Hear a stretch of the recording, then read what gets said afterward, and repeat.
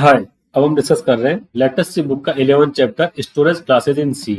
इससे just previous video के अंदर हमने स्टोरेज क्लासेस के ऊपर डीपली स्टडी करा है कि स्टोरेज क्लासेस हम क्यों यूज करते हैं, कैसे यूज करते हैं, किस स्टोरेज क्लासेस का कहाँ पे यूज करते हैं।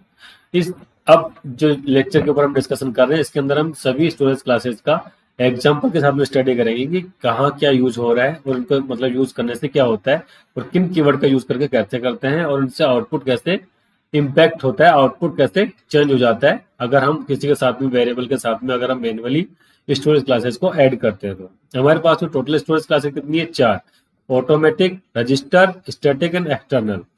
ऑटोमेटिक स्टोरेज क्लासेस को अगर किसी वेरिएबल को साथ में हमें स्टोर करना है तो उसका कीवर्ड होता है ऑटो। अगर किसी वेरिएबल के डेटा टाइप से पहले अगर हम ऑटो लगा देते हैं तो उसका मतलब है कि उसके ऊपर ऑटोमेटिक स्टोरेज क्लासेस जो है वो अप्लाई हो जाएगी और कंपाइलर खुद डिसाइड करेगा कि उसके ऊपर किस तरह की स्टोरेज क्लासेस को अप्लाई करना चाहिए। By default automatic storage classes ही होती है सी लैंग्वेज के अंदर। बाकी तीनों अगर आप मैन्युअली डिसाइड करते हो तो ये इंप्लीमेंट होती है, अदरवाइज तो ऑटो चलती है और बाकी रिक्वायरमेंट के अकॉर्डिंग सी का प्रोग्राम जो है खुद अपने आप हैंडल करता है। सेकंड है रजिस्टर। अगर हमें किसी पर्टिकुलर वेरिएबल के डेटा को स्टोर रजिस्टर के अंदर करना है, सीपीयू के रजिस्टर के अंदर, तो उसके लिए कीवर्ड लगाते हैं हम रजिस्टर। और स्टैटिक के लिए स्टैटिक लिखते हैं और एक्सटर्नल वेरिएबल्स को स्टोर करना है, एक्सटर्नल स्टोरेज क्लासेस अगर डिफाइन करनी है हमें तो उसके लिए कीवर्ड यूज करते हैं एक्सटर्न, EXTERN। अब हमारे पास में कौन सी स्टोरेज क्लासेस को यूज करना चाहिए, ये पैरामीटर्स को डिफाइन करने के लिए हमारे पास में 4 पैरामीटर। एक तो स्टोरेज की पर्टिकुलर वेरिएबल कहाँ स्टोर होगा, सेकंड आती है डिफॉल्ट वैल्यू क्या होती है, थर्ड आता है हमारे पास में स्कोप, उस पर्टिकुलर वेरिएबल का स्कोप क्या होगा, और फोर्थ आता है लाइफ की मतलब पर्टिकुलर जो वेरिएबल हम डिक्लेयर कर रहे हैं जिसके आगे जो भी स्टोरेज क्लासेज हम डिफाइन कर रहे हैं या अप्लाई कर रहे हैं उस पर्टिकुलर वेरिएबल का लाइफ कहाँ से कहाँ तक रहेगी हमारे प्रोग्राम के अंदर के पर्टिकुलर ब्लॉक के अंदर रहेगी या पूरे प्रोग्राम के एग्जीक्यूशन के अंदर रहेगी।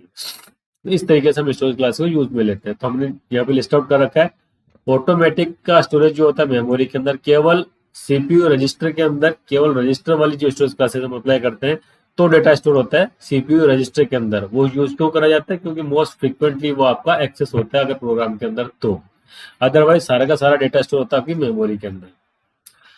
Automatic storage classes and register storage classes, इन दोनों का वेरिएबल जब भी होता है तो गार्बेज वैल्यू उसके साथ में एसोसिएट हो जाती है, जबकि स्टैटिक और एक्सटर्न का जब यूज करते हैं तो गार्बेज वैल्यू की जगह पे 0 उसके अंदर असाइन हो जाता है। स्कोप, ऑटोमेटिक, रजिस्टर और स्टैटिक तीनों तरह की जो स्टोरेज क्लासेज है उनका स्कोप उस तरह के वेरिएबल का स्कोप होता है पर्टिकुलर ब्लॉक के अंदर स्पेसिफाई होता है। पर्टिकुलर ब्लॉक जब भी बोलते हैं या लोकल ब्लॉक जो भी बोलते हैं सी लैंग्वेज के अंदर, किसी प्रोग्रामिंग लैंग्वेज के अंदर जब हम किसी ब्लॉक को डिफाइन करते हैं तो उसके अंदर ओपनिंग पैरेंथेसिस और क्लोजिंग पैरेंथेसिस होते हैं। उसके बीच में जो भी कोड लिखा होता है वो पर्टिकुलर स्कोप की बात करते हैं कि इसके अंदर जो काम कर रहे हैं वो इसी के अंदर होगा।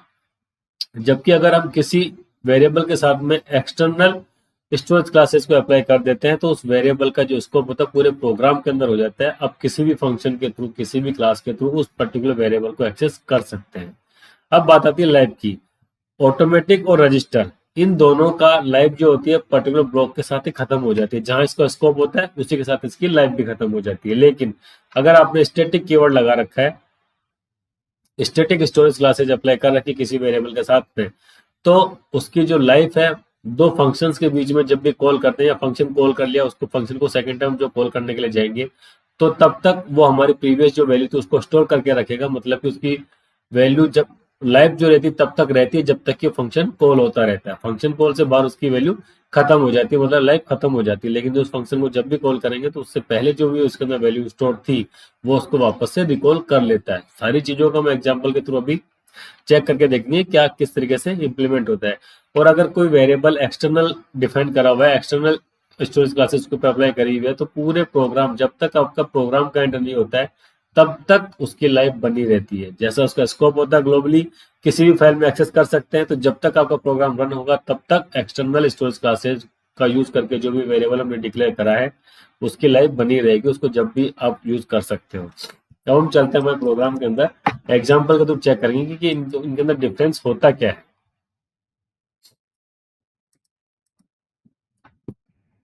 सबसे पहले हम लिख लेते हैं इंक्लूड stdio.h एस include conio.h void pen clr scr for clearing the screen, GTCH, getch for holding the screen.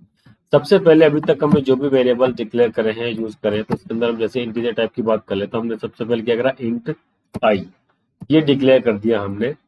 अब इसके साथ में हमने इसके पहले ना तो स्टैटिक लिखा है, ना ऑटो लिखा है, ना एक्सटर्नल लिखा है, और ना ही रजिस्टर लिखा है। तो ये ऑटोमेटिक स्टोरेज क्लासेस इसके ऊपर अप्लाई हो जाएगी जो बाय डिफॉल्ट होती है। अब इसके जब हम प्रिंट करते हैं, प्रिंट हमने करा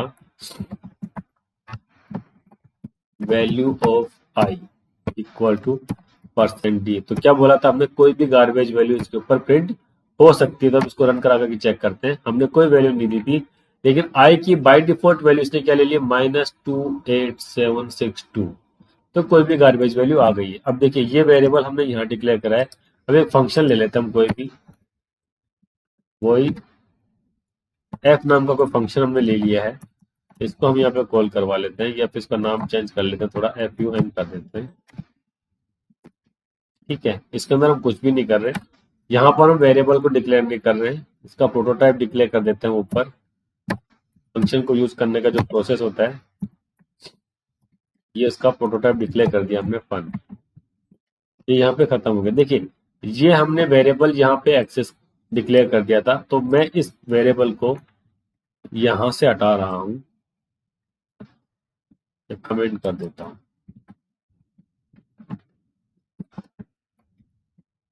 यहां मैं डिक्लेयर कर देता हूं इसको इंट आई, यहां मैंने लिखा प्रिंट है value of i equal to %d, format specifier लगा दिया हमने, ये लिख दिया हमने यहाँ पे आई। ठीक है, और इसको मैंने इस फंक्शन को यहाँ पे कॉल कर लिया FUN। आउटपुट में हमारे पास में आई की कोई भी डिफॉल्ट वैल्यू आ गई। पहले जो आ रही थी 28762 आर पे, वो सेम वेरिएबल हमने डिक्लेयर करा सेम नाम की, लेकिन इस बार कुछ और वैल्यू हमारे सामने आ रही है। तो ये तो आ गई गार्बेज वैल्यू। ठीक है, ये तो आ गया हमारे पास में गार्बेज वैल्यू। अब इसके बाद में देखते हैं कि ये जो फंक्शन था, एक और फंक्शन में डिफाइन कर देता हूँ, void FUN1। इन फंक्शंस के अंदर कुछ नहीं करेंगे, केवल वेरिएबल्स का स्कोप और ये सब कुछ चेक कर रहे हैं हम। ये करा हमने void FUN1। अब ये जो वेरिएबल मैंने यहाँ डिक्लेयर कर दिया था, अब मैं चाहता हूँ कि इसकी वैल्यू को हम यहाँ पे भी प्रिंट कर दें। तो देखिए यहाँ पे मैं इसको कॉपी पेस्ट करता हूँ। अब इसको रन कराने की कोशिश करूंगा, FUN1 को भी मैं कॉल कर लेता हूँ।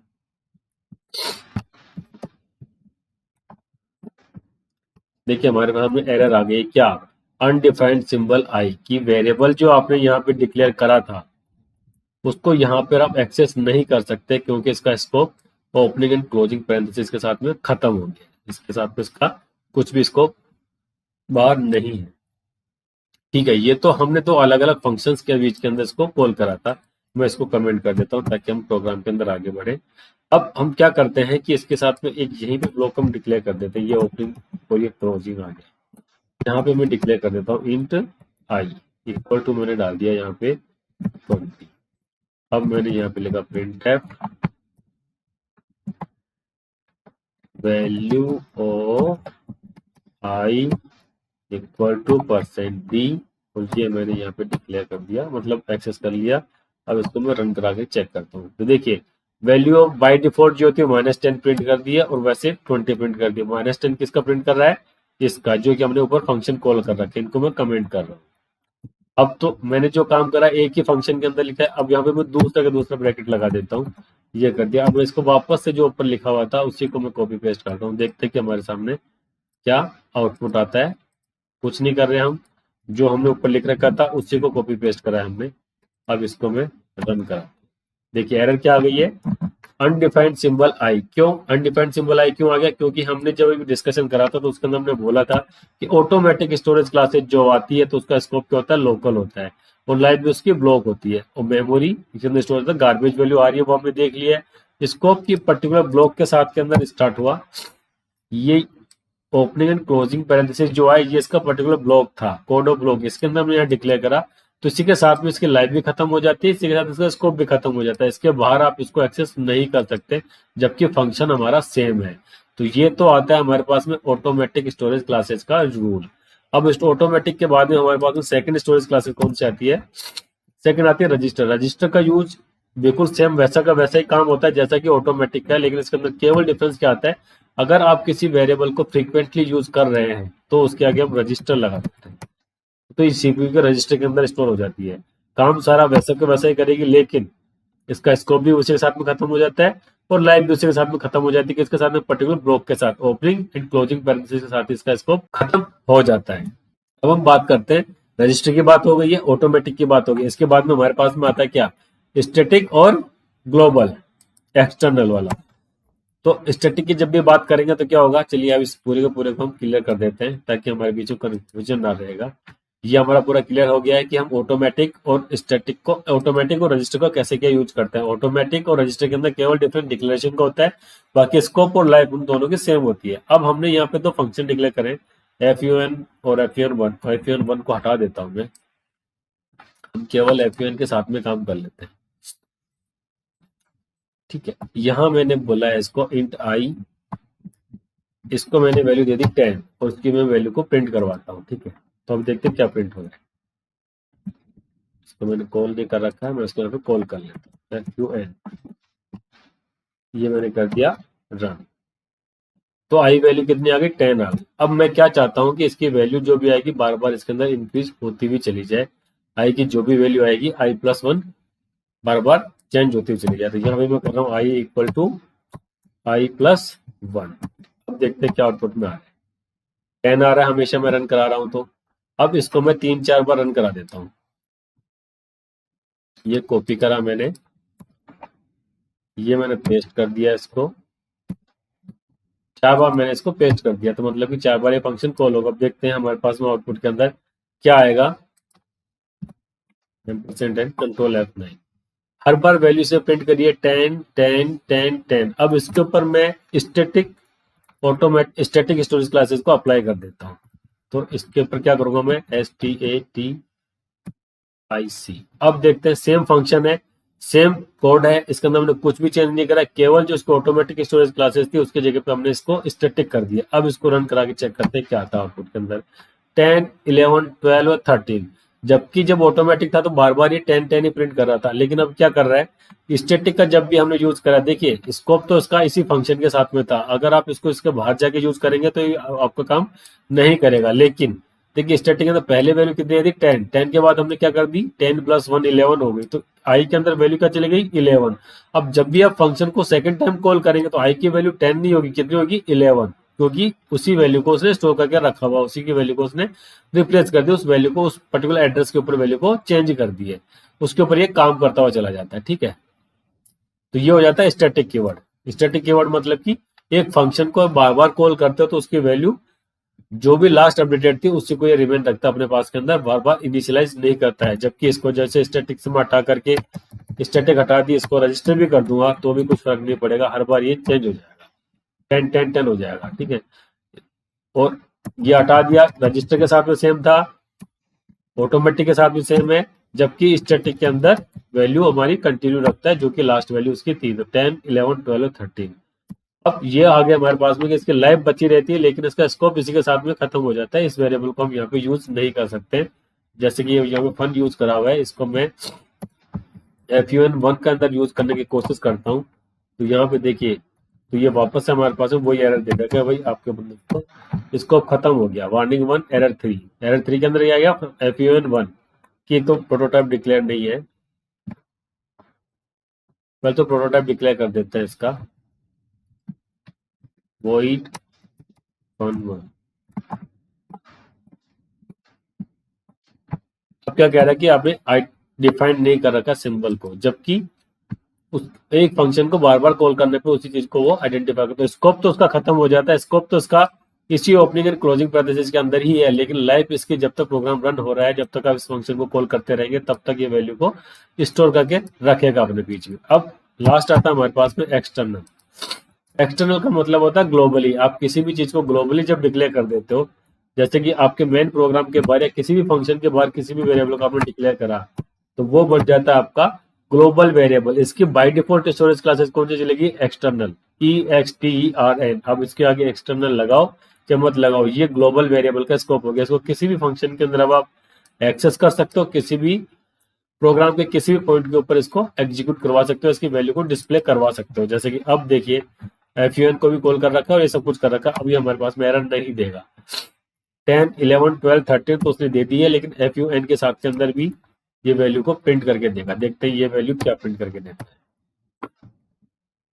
10, 11, 12 और 13 वैल्यू ऑफ आई 0। 0 क्यों कर दी? क्योंकि बाय डिफॉल्ट जो एक्सटर्नल वर्ड था ये आ रहा था, इसकी वैल्यू क्या हो जाती है? बाय डिफॉल्ट 0 होती है ग्लोबली वेरिएबल, ठीक है।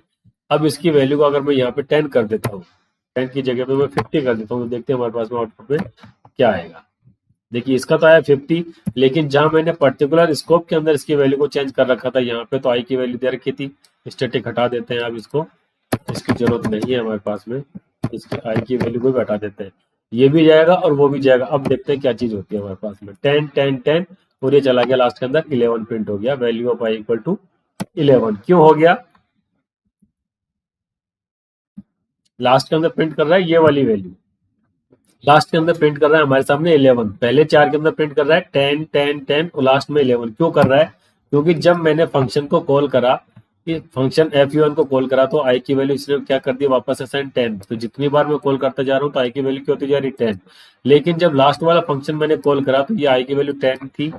10 के बाद में आई इक्वल टू आई प्लस 1, मतलब कि आई की वैल्यू क्या हो गई? 11। उसके बाद में वापस से कहीं पे भी इसका इनिशियलाइजेशन या डिक्लेरेशन या इसको असाइनमेंट नहीं कर रखा, तो FUN1 के अंदर गया तो आई की वैल्यू क्या हो चुकी थी यहाँ पे? 11। तो ये क्या प्रिंट कर देगा हमारे सामने? 11। तो ये हो गया एक्सटर्न। इसको अब आप यूज कर सकते हो, इसके साथ भी कीवर्ड लगा सकते हो EXTERNP।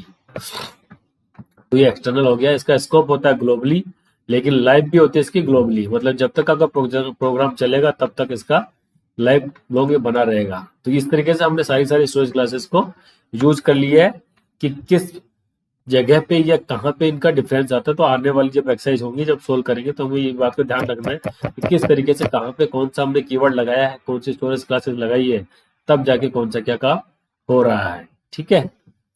नेक्स्ट वीडियो के अंदर हम क्या चेक करेंगे कि अब इस चैप्टर 11 की सारी एक्सरसाइज को सोल्व करना हम स्टार्ट कर देंगे।